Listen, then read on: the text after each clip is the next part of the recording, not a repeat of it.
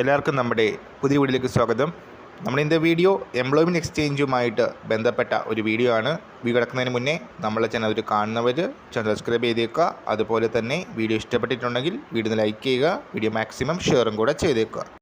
2025 April 1 തീയതിയിലെ കണക്ക് പ്രകാരം total live രജിസ്ട്രേഴ്സ്, അതായത് ടോട്ടൽ ലൈവായിട്ട് എംപ്ലോയ്മെൻറ്റിൻ്റെ പേര് രജിസ്റ്റർ ചെയ്തവരുടെ നമ്പർ വരുന്നത് 22,10,105 പേരാണ്. ഇതിൽ തന്നെ 7,87,453 മെയിൽ കാൻഡിഡേറ്റ്സും 14,22,634 ഫീമെയിൽ കാൻഡിഡേറ്റ്സും 18 ട്രാൻസ്ജെൻഡർ കാൻഡിഡേറ്റ്സുമാണ് ഉള്ളത്.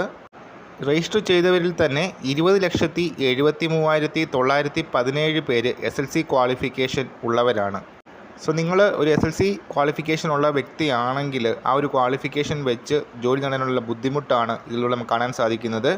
രജിസ്റ്റർ ചെയ്തവരിൽ ഭൂരിഭാഗം പേരും മിനിമം SLC ക്വാളിഫിക്കേഷനെങ്കിലും ഉള്ളവരാണ്. അതേസമയം ടെക്നിക്കൽ രജിസ്ട്രൻസിൻ്റെ എണ്ണം നോക്കിയാൽ ITI കാൻഡിഡേറ്റ്സ് 78,671 പേർ മാത്രമാണുള്ളത്. ഡിപ്ലോമ കാൻഡിഡേറ്റ്സ് 33,154 പേർ മാത്രം. ഹെൽത്ത് കെയർ പ്രൊഫഷണൽസിനെ എടുക്കുകയാണെങ്കിൽ BUMS കാറ്റഗറിയിൽ രജിസ്റ്റർ ചെയ്തവർ വെറും 10 പേർ മാത്രമാണ്. BSMS കോഴ്സ് പഠിച്ച് രജിസ്റ്റർ ചെയ്തവർ 109 പേരും. സോ SLCയോടൊപ്പം അഡീഷണലായിട്ട് കോഴ്സ് പഠിക്കേണ്ടത് എംപ്ലോയ്മെൻറ്റ് എക്സ്ചേഞ്ച് വഴി ജോലി ലഭിക്കാനായിട്ട് അത്യാവശ്യമായ കാര്യമാണ്.